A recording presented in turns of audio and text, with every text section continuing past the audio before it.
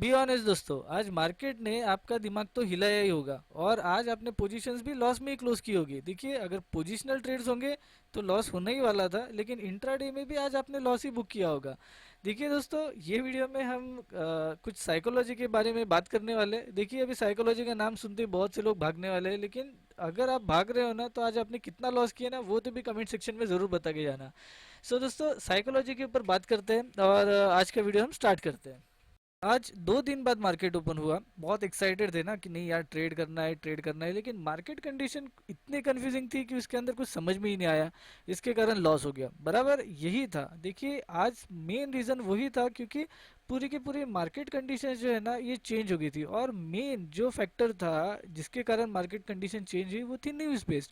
सो अगर न्यूज़ के कारण ही पूरा का पूरा मार्केट कंडीशन चेंज हो रहा है तो मोस्ट प्रोबेबली आज की ट्रेडिंग जो रहने वाली है वो न्यूज़ बेस्ड ही रहने वाली है।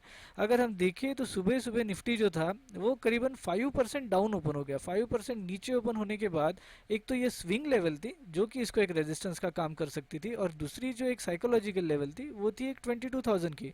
और अगर हम देखें ना तो ये एक 15 मिनट्स की कैंडल बनने के बाद पूरा का पूरा दिन इसके अंदर ही था। ना ऊपर भाग पाया मार्केट, ना नीचे भाग पाया। कुछ स्टॉक्स थोड़ा बहुत ऊपर नीचे गए हैं, लेकिन मोस्ट प्रोबेबली जो हमारे इंपॉर्टेंट लेवल्स हमने मार्क करके रखे या फिर जो सपोर्ट एंड रेजिस्टेंस हमने मार्क करके रखे वो हिसाब से आज मार्केट भाग ही नहीं पाया। क्यों? क्योंकि न्यूज़ ड्राइवन मार्केट था। दैट इज़ वाई मार्केट जैसा काम करना चाहिए वैसा काम नहीं कर रहा था। सो दोस्तों, ऐसे दिनों में ट्रेड करना जो है ना ये बहुत ज़्यादा मुश्किल हो जाता है। अभी देखिए, जो की फैक्टर्स होते हैं ना ऐसे दिनों में लॉस होने के लिए, वो क्या होता है ना, सबसे पहला जो है ना वो है कंफ्यूज मार्केट। मार्केट जब भी आपको कंफ्यूज स्टेट में दिखे ट्रेड मत कीजिए। अगर आप कितने भी एक्साइटेड है, अरे यार 2 दिन से मैंने ट्रेड नहीं किया, आज एक ना एक तो ट्रेड डालना है, नहीं, मत ट्रेड कीजिए। जब भी मार्केट कंफ्यूज दिखता है उस दिन छोड़ दीजिए, मार्केट को ट्रेड ही मत कीजिए। और मैं बताऊँ ना तो मैंने भी कोई ट्रेड नहीं किया है। देखिए, मेरी ऑर्डर बुक पूरी की पूरी खाली है, पोजीशन बुक भी खाली है। सो मैंने भी ट्रेड नहीं किया क्योंकि मार्केट कंडीशन ही वैसी थी कि ट्रेड करने लायक कुछ था ही नहीं। क्योंकि अगर मैं कोई भी स्टॉक सेल करने की कोशिश करूँ तो मार्केट ऊपर जाने की भी संभावना बनती थी, और अगर मैं बाय करने की कोशिश करूँ तो न्यूज़ बेस्ड था, नीचे जाने की संभावना बनती थी। सो ऐसे कंफ्यूज मार्केट में हमें ट्रेड नहीं करना चाहिए। और अगर आपने कोई ट्रेड किया होगा ना तो किस में ट्रेड किया था और क्या लॉजिक था, मुझे कमेंट सेक्शन में ज़रूर बताइएगा दोस्तों। सेकंड जो था ना वो है रॉन्ग एंट्री। देखिए क्या होता है कि यार वेट किया है 2 दिन, 2 दिन वेट करने के बाद आज मार्केट ओपन हुआ है, हम एंट्री फुलफिल होने भी नहीं देते और हम ट्रेड करने की कोशिश करते हैं। ये एक बहुत ही बड़ा फैक्टर होता है जिसके कारण लॉस होता है। अगर आपकी एंट्री जो आपने बोली है वो लेवल पे, मतलब कि कोई एग्जैक्ट सपोर्ट है, रेजिस्टेंस है, वहाँ पे आके आपकी एंट्री ट्रिगर नहीं हो रही है, वहाँ एंट्री बनाना। या फिर कोई आपका बना हुआ एक स्ट्रक्चर है जो कि आप ब्रेकआउट देख रहे हो या फिर ब्रेक इनसाइड देख रहे हो या फिर कोई पैटर्न देख रहे हो जो कि ब्रेकआउट हो सकता है, अगर वो स्ट्रक्चर ही नहीं बन रहा है और एंट्री ले रहे हो तो फिर वो भी बहुत बड़ी गलत चीज़ है। सो ये जो चीज़ है ना इसकी तरफ सबसे ज़्यादा ध्यान देना चाहिए। आज के दिन के ऊपर ही नहीं, ये आप हमेशा ध्यान में रखिए। अगर आपकी एंट्री क्राइटेरिया फुलफिल नहीं होती है तो ट्रेड मत कीजिए। और अगर आपकी कोई स्पेसिफिक एंट्री क्राइटेरियाज हो ना दोस्तों, वो भी मुझे ज़रूर बताइए कमेंट सेक्शन में, मैं भी जानना चाहूँगा। क्योंकि मेरे जो होते हैं वो तो मैं सारी मेरे लाइव ट्रेडिंग में एक्सप्लेन करता हूँ, लेकिन आपके पास अगर कुछ अलग हो चीज़ें तो मुझे ज़रूर बताइए। नेक्स्ट जो है वो है ओवर ट्रेडिंग, रिवेंज ट्रेडिंग। नए हो ट्रेडिंग में तो ये आपके साथ होना ही है, इसीलिए कैपिटल आपका कभी भी कम रखना चाहिए इनिशियल स्टेजेस में। अगर आपको 1 साल या 1.5 साल या फिर 2 साल भी हो गए ना, मैं तो कहूँगा कि आप जितना रिस्क लेते हो ना उसका डायरेक्टली 50 या फिर 25% कर दीजिए और उतना ही कैपिटल आपके ट्रेडिंग अकाउंट में रखिए और उसी से ट्रेड कीजिए।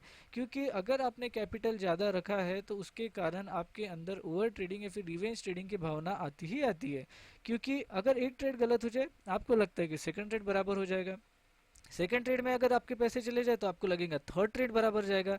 और फिर वो जो सर्कल होता है ना वो तब तक चलते रहता है, तब तक चलते रहता है जब तक कि आपका कैपिटल खाली नहीं होता है। That is why over trading और रिवेंज ट्रेडिंग इससे दूर रहना चाहिए। और इससे दूर रहने की बेस्ट जो टेक्निक है ना वो यही है कि कैपिटल आपका कम रखिए आपके ट्रेडिंग अकाउंट में। और इनिशियल स्टेजेस में मैं भी यही करता था, मैं भी रोया हूँ, मैंने भी ये सारी चीज़ें फेस की है।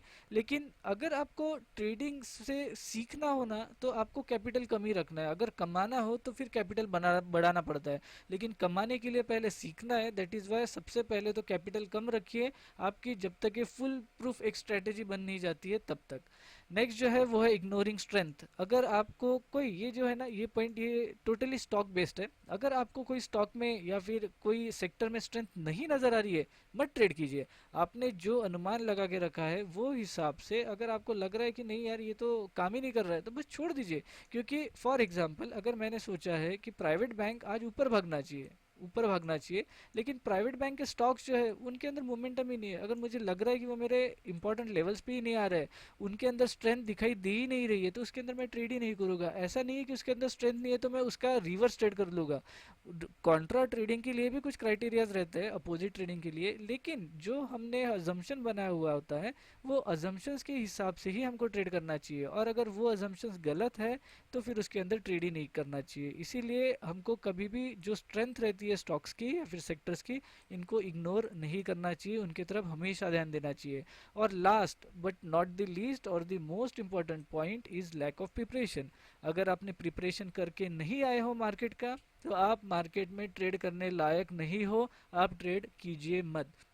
क्योंकि preparation is one of the key point two trade perfectly in the market. क्योंकि आप जो लोगों को देखते हो ना कि नहीं यार ये तो बहुत बड़ा प्रॉफिट निकालता है, ये तो हमेशा ही अच्छा प्रॉफिट निकालता है, तो इसके पीछे उनकी प्रिपरेशन है। ऐसा नहीं है कि रैंडमली कोई भी स्टॉक पिक कर लिया और ट्रेड कर लिया, ये कोई नहीं करता है। आपको जो भी लोग दिखाई दे रहे हैं ट्रेड करने वाले, ये रैंडमली नहीं करते। आपको दिखने में वो बहुत ईजी लग रहा है, वो दिखने में बहुत ज़्यादा ईजी लगता है, लेकिन ये जो ईजी चीज़ है ना, ये ईजी चीज़ के लिए उन्होंने सालों साल दिए हैं, और ये सालों साल देने के बाद भी अभी भी वो आज के दिन में भी रात में बैठ के प्रिपरेशन करेंगे। और वो प्रिपरेशन अगर होता है और वही चीज़ अगर दूसरे दिन दिखाई देती है तो ही वो ट्रेड करते हैं, वरना ट्रेड नहीं करते हैं।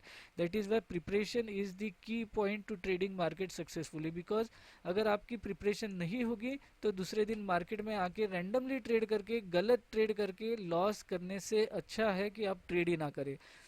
सो दोस्तों, ये हमारे कुछ की पॉइंट्स थे जिसको हम साइकोलॉजी के अंदर डिफाइन, मतलब साइकोलॉजी के अंदर मैंने डिफाइन करने की कोशिश की है। और आज का मार्केट तो बहुत खतरनाक था, और आपके लिए भी शायद वैसा ही रहा होगा। मैंने तो सिर्फ ऑब्जर्व किया, मैंने कोई ट्रेड करने की कोशिश नहीं की, क्योंकि मेरे कोई भी, मतलब मेरे जो सारे स्टॉक्स थे मेरे वॉच लिस्ट में, वो कोई भी स्टॉक्स मेरे क्राइटेरिया के अंदर बैठे नहीं थे ट्रेडिंग के लिए। दैट इज़ मैंने ये छोड़ दिया। मतलब ये अगर आप देखोगे तो ये 2 दिन छुट्टी होने के बाद और एक आज का दिन था जिसके अंदर मुझे फिर से ट्रेडिंग से छुट्टी लेनी पड़ी। सो ऐसे आप भी छुट्टी लीजिए जब भी आपको लगता है कि मार्केट आपके डायरेक्शन में नहीं है। और आज की वीडियो में बस इतना ही, और होप आपको ये वीडियो पसंद आया होगा और थोड़ा बहुत कुछ ना कुछ मेरे साइकोलॉजी से सीखने को मिला होगा।